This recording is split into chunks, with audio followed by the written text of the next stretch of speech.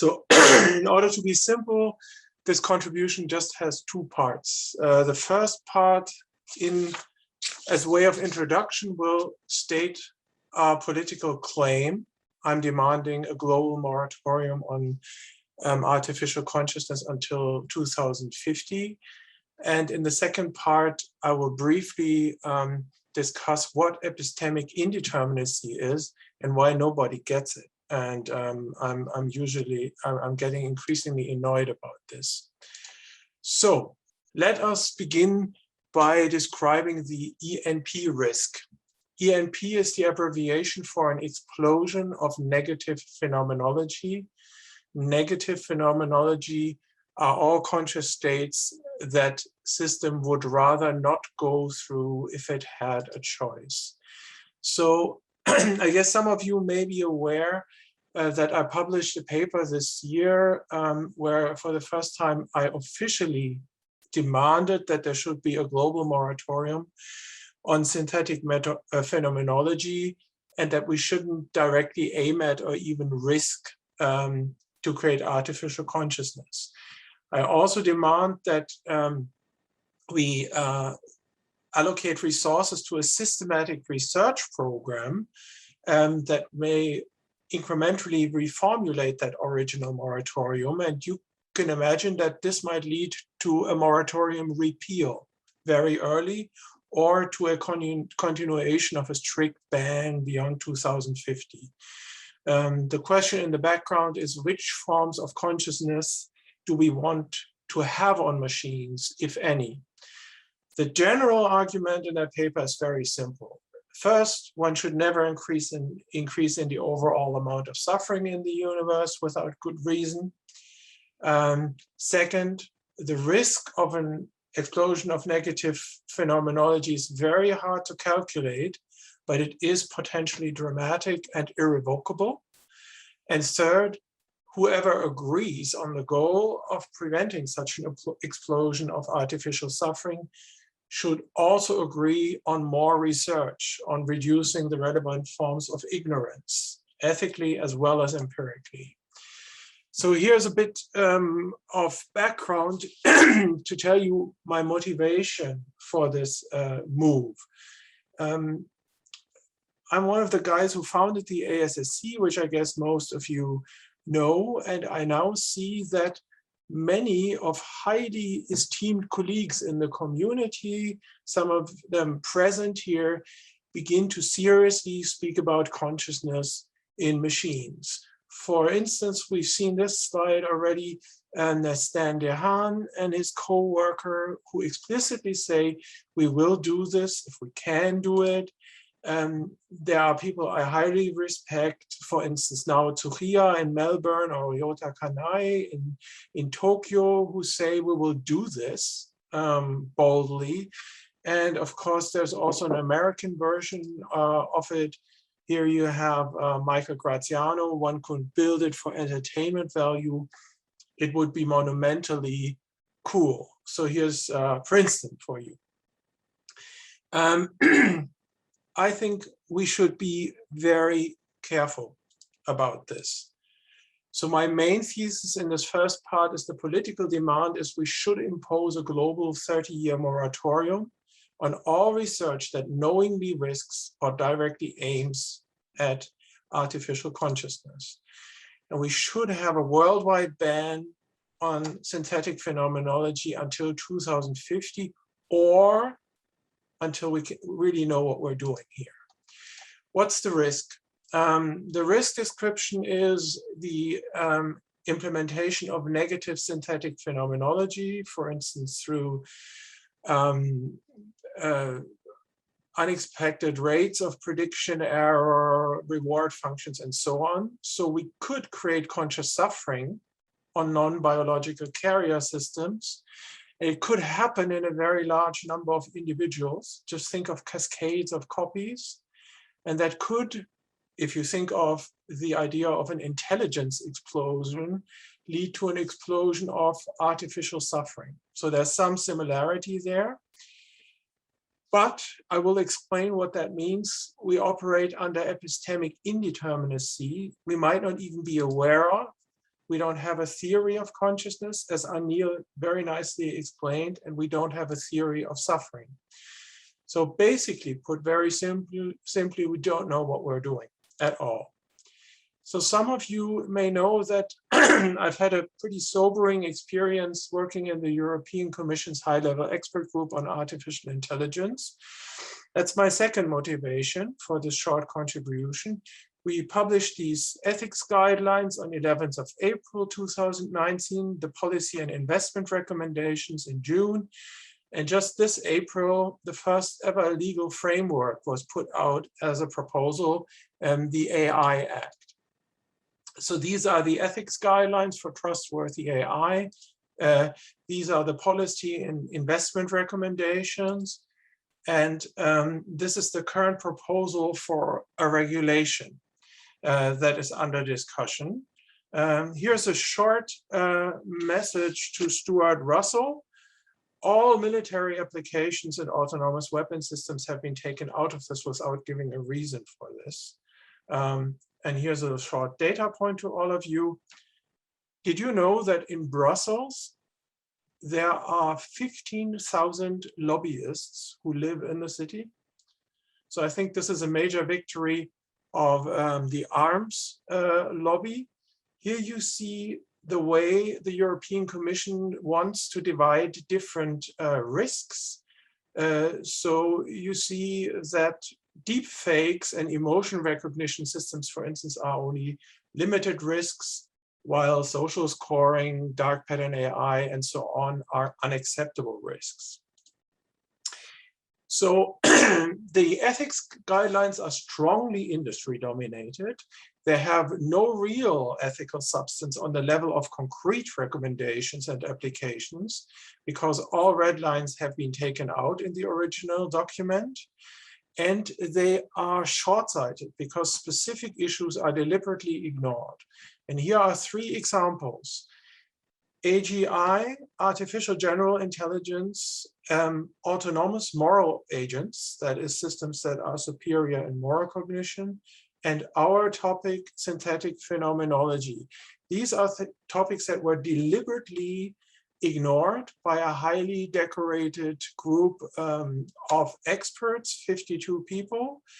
And just to make this clear to you, there were many people there who had been AI professors for all of their life and fantastic experts. And the basic feeling was, if anybody mentions anything like Nick Bostrom here one more time, I'm out of the group. And if any of the super intelligence or even artificial consciousness stuff starts, we're not going to sign the document. So the only thing that was left after long discussions is footnote number 76 on page 35. Here it is for you. While some consider AGI, artificial consciousness, artificial moral agents, and so on, as examples of long-term concerns, many others believe these to be unrealistic. So among these high-level experts, the general feeling was, this is all science fiction. And I think that's a dangerous mistake, and I will explain it. First, you have to learn a new concept. The concept is ethics washing. That's when you organize and cultivate ethical debates that take a long time because you really want to delay, postpone, avoid, or deter people from policy making and regulation. So ethics debates may themselves be an industry strategy to prevent legal measures.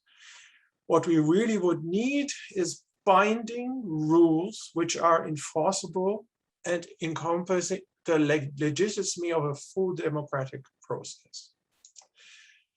Good news is the current ethics guidelines and the AI Act in Europe are much better than anything China or the US have. It's also good news that we can use them as an excellent stepping stone to begin a second phase of discussion and develop them further. And we can take the discussion back into a more constructive and intellectually honest context now after this, also back into academia. So this already brings me to the second half of my short contribution, epistemic indeterminacy. So what is epistemic indeterminacy? Let me, for the beginning of the second part, just read two sentences to you from that paper. Epistemic indeterminacy means it is not the case that either we know that artificial consciousness will inevitably emerge at some point, or we know that artificial consciousness will never be instantiated on machines.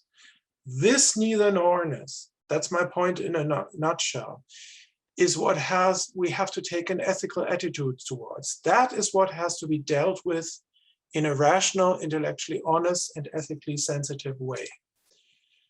So what is epistemic indeterminacy? Here is indeterminacy. It is not the case, brackets, that either f of a is the case or f of a is not the case. So that's neither nor-ness. Our example would be, we neither know artificial consciousness will ever happen, nor do we know it will not happen. The specific case is, neither do we know artificial suffering will ever occur, nor do we know it will not happen. That's obviously not the same as contradiction. It's not the case that we know it and we don't know it at the same time. But there are some interesting cases. I want to ask, who hates epistemic indeterminacy and why do people hate it? So again, the claim is, this is actually all about the ethics of risk-taking, as I'm going to explain at the end. It's not about probabilities and severities of risks. It's not about science fiction stories at which where you can say, I believe this, or I don't believe this. This is not the point. I want to understand why so few people resist the discussion we're having here in this panel, resist serious discussions about artificial consciousness. So it is not the same as ignorance. Epistemic indeterminacy is not the same as ignorance, for instance, in time. So here's your first example. I call this example your good friend from the humanities. We know it will happen, but we don't know when. I think that's false, but it's a specific attitude you find in a certain group of people. I like to pose as open-minded, but please leave me alone with that question, right? That's one thing you frequently find when you confront people with the ethics of artificial intelligence. Here's something you find much more frequently. Yeah, we know it will happen, but only in a long time. Don't be afraid. Chill, baby. That is the industrial lobbyist who is preparing future markets and is only using ethics as a decoration for a major investment strategy. And the industrial lobbyist cannot use one thing: people getting afraid that artificially conscious machines might appear on the planet. So they try to say, yeah, this will happen, but only in a long time. I think both of this is false. So who hates it? Who else hates it? Again, if we are intellectually honest, we neither know this will ever happen, nor do we know it will not happen. This is not the same as what I call denial by ideological certainty. Certainty is claiming that you know that you know. Ideological certainty is claiming that you know without argument. So here's the next example. We know this will happen soon. We'll make a lot of money. This is going to be so exciting. You know all these people. I call it delusional careerism. Of course, we do not know that this will happen soon, but this is a large population of people who actually avoid more serious debates around artificial consciousness. And here's a last population. I call them the complacent AI expert. Those people who really know what AI is because they've lived their life in the community. We know this will never happen. It's completely unrealistic. This is science fiction. And that is an attitude I've met most openly and most frequently in the European Commission's high-level expert group, where people just say, if you start this one more time, if you start talking about an intelligence explosion, or what was that? Artificial moral agents? What? Artificial sentience? I'm out of here. I will not sign your document. That's a majority opinion. This is just for crackpots from California, right? So these are about the 4 mistakes you can make in not understanding what the real ethical problem is. So again, the risk description is we could create conscious suffering, but possibly think of cascades of virtual individuals. Think of Yosha's talk. If it was virtual suffering in simulated individuals, then you could really have extremely large numbers on limited hardware. It's an extreme risk. It's a global catastrophic risk, perhaps existential. I don't know if that is true. Epistemic indeterminacies, we might not even be aware of it because, as I said, we don't have a theory of consciousness or suffering. And if we wanted to professionally assess the ENP risk, of course, all standard statistical methods are inapplicable. You cannot calculate this statistically because it would be the ultimate black swan, if you will, or a first time ever. So basically, we don't know what we're doing. This means that the burden of responsibility on those people who live today and who understand the issue is extremely high, because just as with the climate crisis, we are a very small number of sentient beings who decide about these issues right now on the planet, but we will be ethically responsible for the quality of life for a much larger number of sentient beings in the future, potentially. Conscious systems that yet have to come into existence. And one point I still want to say is that the potentially self-conscious artificial systems of the future have no political representation in any parliament today or in any ethics committee. And historically, this is a deep problem. You know, we discount future values because evolution has made us like this. But the value of a sentient individual and its quality of life, its quality of conscious existence, is not less because it doesn't yet exist, because it only exists in the future. So somebody has to think about this possibly very large number of individuals. It may still be many centuries ahead, but it can be much more than the overall number of humans in some scenarios. This already brings me to the end of my talk. So 3 simple conclusions for our discussions. I promised you I wanted to keep it simple. The first conclusion, epistemic humility.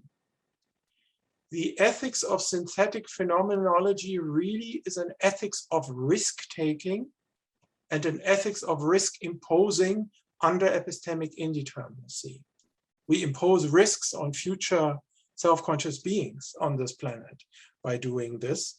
And nobody really understands it. The ethics of synthetic phenomenology is not about what do you believe, what do I believe, is this science fiction, is this going to happen tomorrow? This is all irrelevant. That's the second conclusion. Intellectual honesty is what we need. Most knowledge claims are ideological. because the subjective estimates of objective risks in that domain and subjective appraisals of probability and severity are almost completely irrelevant. It just doesn't matter what we think about this intuitively. And the last thing I think is, I would call it rationality. It's the very simple point that naturally falls out. You do not deliberately take extreme risks under conditions of epistemic indeterminacy. Thank you very much. Thank you, Thomas. I think we may have time for one or two very brief questions. Ron, I see that you lifted your hand. Is this about, do you want to ask a question? Yes, I do. Please do. Thomas, thank you for that talk. Hey, Ron. Just one quick question. I believe you had two proposals, sub-proposals in your moratorium. One, the moratorium itself on research that knowingly risks the creation of negative phenomenology, synthetic phenomenology. But there was a positive component, a call for research. Yes. And I wanted to know whether you think there's any way to conduct the research in the second component that won't itself knowingly risk the creation of negative phenomenology. That is, scientists who tried to understand the atom better in order to know what kind of damage it might do if you build a bomb actually probably would have contributed to the building of that bomb, maybe even though they didn't intend that. So is there a similar meta risk in the case of synthetic phenomenology? You're right on target, Ron. You're not the first person to recognize this, but this is, of course, some people even say that this is what they call an information hazard. And I shouldn't talk about this at all in public, because just discussing it creates a bigger risk. So that's one possible position. The first half, let me just briefly restate it. If you accept any ethical obligations at all, then you should also accept the obligation to pour money into this research because you want to reduce ignorance and you want to reduce epistemic indeterminacy. But then you get a meta problem. How do you do that with creating a terrible information hazard? It's also possible, say you and me develop a theory of suffering, and we develop a very clever trick to not implement it so that actual phenomenal suffering happens, but we just describe the computational structure in a very convincing way. Then terrorists have that. Non-democratic state actors have that. It can be used for torture. It can be used for military purposes. So this is actually something like research on viruses or so, where some things should maybe not be discussed in public. Short answer, excellent point. I hope I am not acting unethically myself without knowing it, because I'm creating a major information hazard. We had another question from Marie-Louise Schreiter. Do you still have that question? I think that you lowered your hand again. Yeah, actually I did, but it's very different. So I was wondering, Thomas, how your whole idea of the AI connects to the Bewusstseinskultur that you have. I have actually read a lot about it, and I wonder how you can connect it. Yes, okay. So for those who don't know this, I have been developing this concept of Bewusstseinskultur for 20 years, that we have to create a cultural context that allows us to ask ethical questions about consciousness. What are good states of consciousness? Which do we want to foster? And are there any which we don't want to have in our society? And two related questions are animal suffering. What kinds of states of consciousness can we force or impose on animals, if any? And of course, there is a mirror image for machines. The way we treat future conscious machines capable of suffering is an ethical question, and it defines a culture, how we will deal with this. If we will create, I mean, this is really far in the future. This is really hypothetical. But can we create a rational, compassion-driven cultural context to deal with these issues? Or with the information hazards Ron has just spoken about. It's also a societal and a cultural problem, and not only one for philosophers and AI experts.